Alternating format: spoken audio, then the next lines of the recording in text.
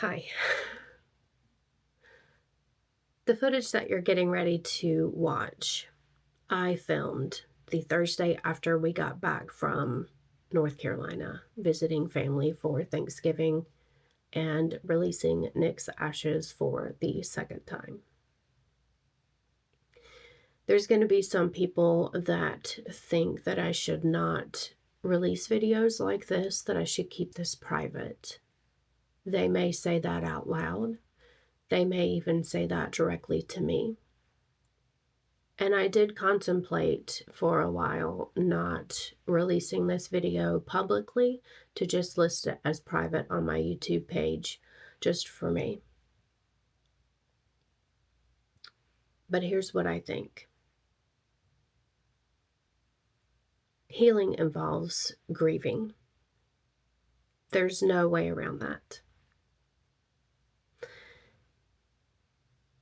Grieving what my younger self deserved, knowing that I am not a bad person. I just didn't know when to stop being so good to people that didn't deserve it. Some lessons are only learned by going through difficult things and coming out on the other side. There's a few things that I want to say before you see this video. In this video, I said that I deleted individuals from my social media so that they could not have access to my life any longer. There are also other people that I deleted because they are associated with those people. Now, those people are not necessarily people that I wanted to delete. I didn't have any grudge against these people. I didn't have any grievances with these people, but these people were associated with the individuals that I did not want to have access to my life. So I guess they're guilty by association. So there's that. The second thing that I want to say is there is no names spoken in this video. And there is nothing in this video that is not truthful. This is my thoughts, my feelings, and my opinions. Everyone is allowed their own opinion.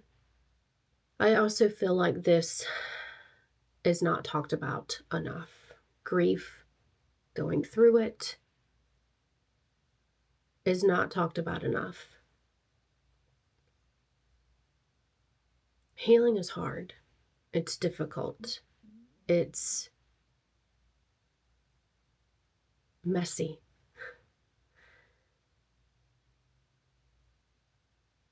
I'm learning a lot about myself, and I am changing a lot about myself, and I'm setting a lot of boundaries that I never had before. And one of the boundaries that I am setting is I am not apologizing for being myself. I am not apologizing for feeling the way that I feel, and I am not apologizing for anything anymore.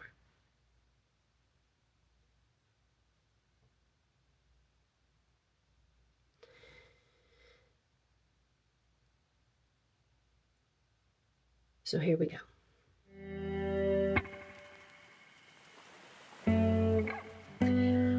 Welcome in or welcome back. It's Thursday, so we're going to do a Thursday Thoughts with Tiff. Today's thoughts I have not planned out. I just decided to open up the camera and talk about this because I feel that talking about traumatic things helps you heal. It's like the first step of healing, to get your thoughts and your feelings outside of yourself and not to hold on to those. I'm going to do that today. I'm going to talk about letting go and what I have been doing recently to let go. It's felt really freeing for me. And so I'm going to share that with you. I'm going to share. I'm going to overshare. I mean, this is me we're talking about. I'm a chronic oversharer, always have been. So let's dive in. I have the camera angle like this because I don't like you guys seeing the ceiling fan up there. It just kind of drives me crazy. So I'm cutting off the top of my head. No big deal. I'm also not in my usual chair that we sit and chat at. I am editing a video to put out tomorrow, but I don't feel like moving. So this is where we're going to talk. I also don't know if you can see my incense going there. I think you can see it. Pretty sure you can.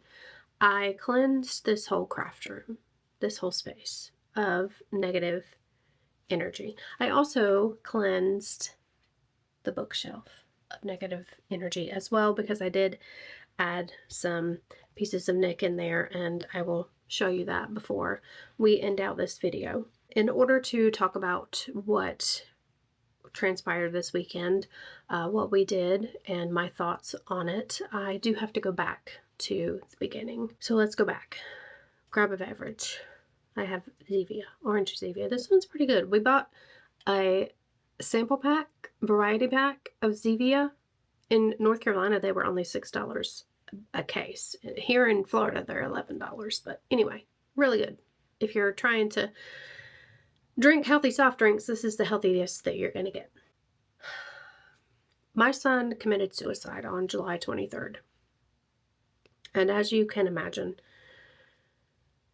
after that taking place, his father and I had to come together and decide things for our son. Nick was not married. He did not own a car. He did not own a house. He did not even live in his own apartment.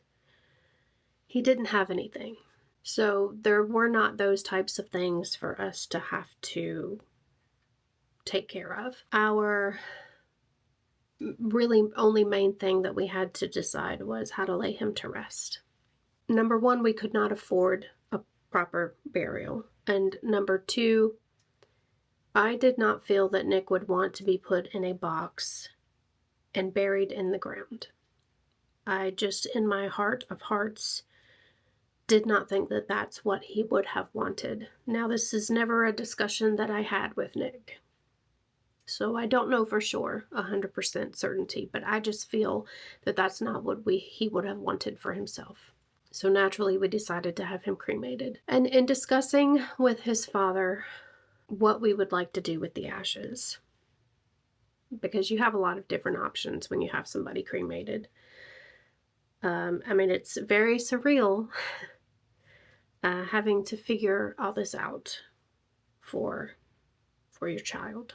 Naturally, when someone is cremated, you're left with ashes, and you have to tell the funeral home or whatever facility you decide to go with what you would like to have done with those ashes. Do you want to put them all in one big urn?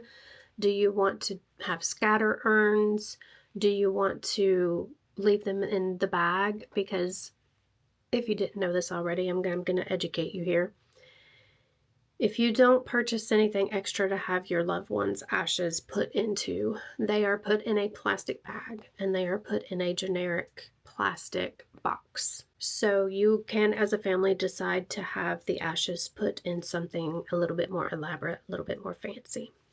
What we decided as a family to go with was 3 small token urns. And if you don't know what a token urn is, it's about this big. It's egg-shaped, the one that we picked anyway. And it holds a small amount of your loved one's ashes. I got one for myself, his father got one, and we got one for his son. Now, all of the ashes don't fit in those. So with the other ashes, we decided to use scatter urns. We purchased 2 of those, and I will get to why we purchased 2 of those.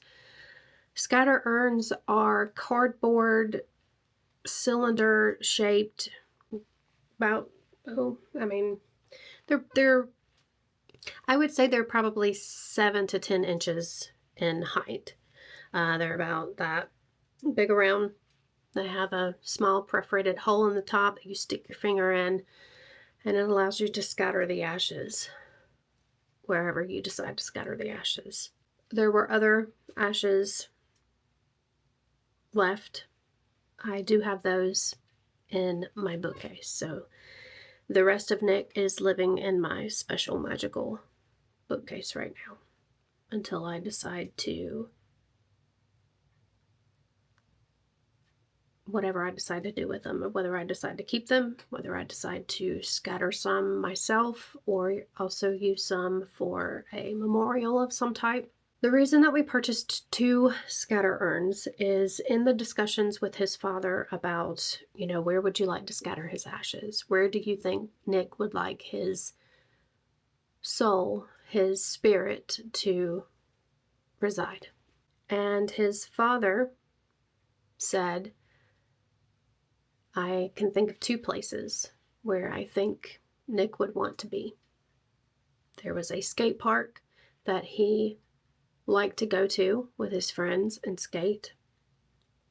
He skated the Sunday before he took his own life, so he frequented this place pretty often.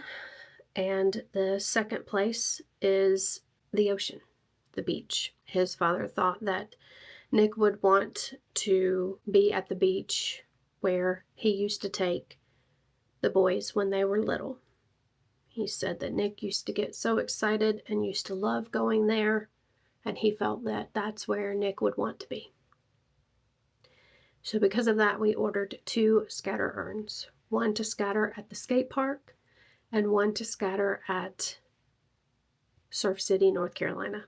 Now, I do want to say that if I had it my way, I would have scattered Nick in Southport, North Carolina, where I lived, where he visited. That's where I would have picked. I would not have picked Surf City, North Carolina, because I am not the one that used to take the boys there. His father did. I did not. I never went to Surf City, North Carolina with the boys. I can think of one occasion where I did. I shouldn't have said never. Never. I shouldn't have said never. I can think of one occasion that I did go to Surf City, North Carolina, but it was with Brandon when he was an infant. I never went there with Nick. In August, we met as a family at this skate park that Nick frequented. I do want to mention that most of the family that was there was his father's side of the family. A few people of my side of the family were there, but there were some people that could not come. So most of the people that were there were his father's side of the family. And we scattered his ashes in 2 different areas of that skate park. On the actual park, I'm not a skater girl. I don't know what the technical terms are, but the concrete that you actually skate on, we scattered his ashes there. And there was a big, huge, beautiful oak tree in the skate park that there was a lot of shoes that were strung around the branches. A lot of the individuals that frequent the skate park, I imagine, would throw their shoes up there. And I thought that was pretty cool. And we scattered some of his ashes at the base of that tree. And there was a bench that you could sit at and look out onto the concrete that you would skate on. So he scattered his ashes around that bench. Now, I had spoken to his father and told his father that for the second scatter urn that he wanted to scatter at the beach at Surf City. This was in the middle of summer. Technically, you're not supposed to scatter a loved one's ashes at the shore.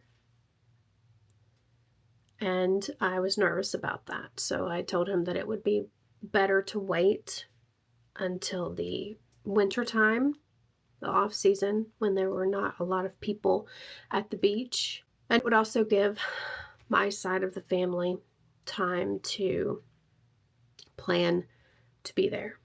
I suggested that Thanksgiving would be the perfect opportunity because we always drive to North Carolina to have Thanksgiving with my son Brandon, where they live, and I would already be in North Carolina.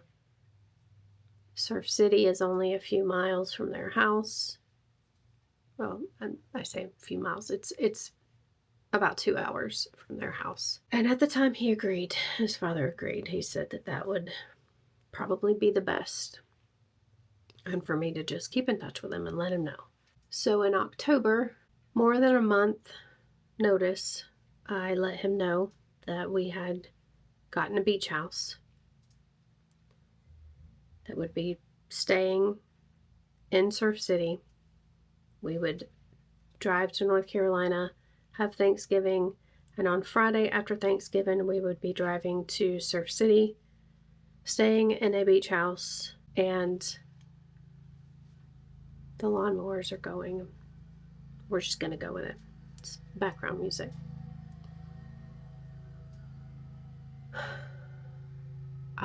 We're staying in this beach house, and on Saturday we would meet as a family and release the second scatter urn. My daughter-in-law had taken the ashes that were in that scatter urn and she made clay rocks with his ashes in them and little resin seashells and starfish, all different types of shells that she put his ashes in as well for us to throw in the water. The day before, his father decided he was not coming and turned this all around on me, put it all on me. Well, this was your mother's idea.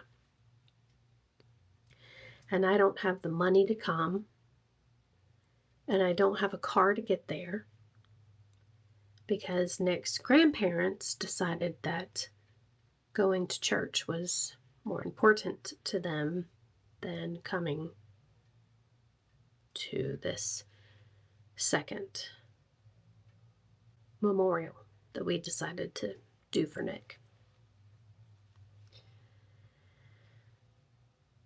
I wasn't angry. I was disappointed. I was disappointed for Nick because those people have let him down for most of his life. And even after death, they were still letting him down. And I let go of all the negativity that weekend. We found a beautiful park in Surf City. We threw those seashells in the inlet because we decided that Nick would rather be in the inlet than he would the ocean. Nick loved to go clamming. It's one of the things that we took him to do when he did come and visit us in Southport, North Carolina. And we felt that he would rather be in the inlet. So we threw his ashes in the way of the seashells and the starfish and the clay rocks into the inlet. And it was very peaceful. It was very calm. It was almost like it was meant to be, but I don't think that it would have been as peaceful and as calm as it was if they were there. I know it wouldn't have been. I don't even have to speculate. I know it would not have been peaceful and calm if they were there. So that is how we let Nick go. It was almost as if he was telling us it was okay. There was laughter, there was smiles, there were no tears, none of us cried. And it was like he was telling us that he was at peace. Part of the reason that I wanted to come on here and talk about this for my Thursday thoughts was I feel like a weight has been lifted. I came home from that and I deleted that side of the family from all of my social media. I blocked them and deleted them because I am on a path to heal myself, a path of enlightenment and a path of discovering who I really am and to create a life that I love with my husband. And that includes letting go of people that do not serve you anymore. Letting go of people that you don't need in your life. Letting go of negativity that you do not have to endure any longer. And it feels good. It feels really good to let go of all that. That's it. That's all I have to say. I made it through all of that without crying. And I think that that's a sign that I'm healing. Now, don't get me wrong, the grief of losing Nick is never going to go away.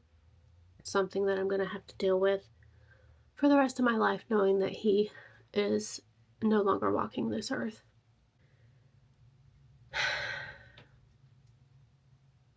I could decide just to not tell his story, but I do think it's important. I think awareness is important. I think that mental health matters. And he mattered way more than he thought he did. I'm going to end this out by showing you what I added to the bookcase and say goodbye. All right.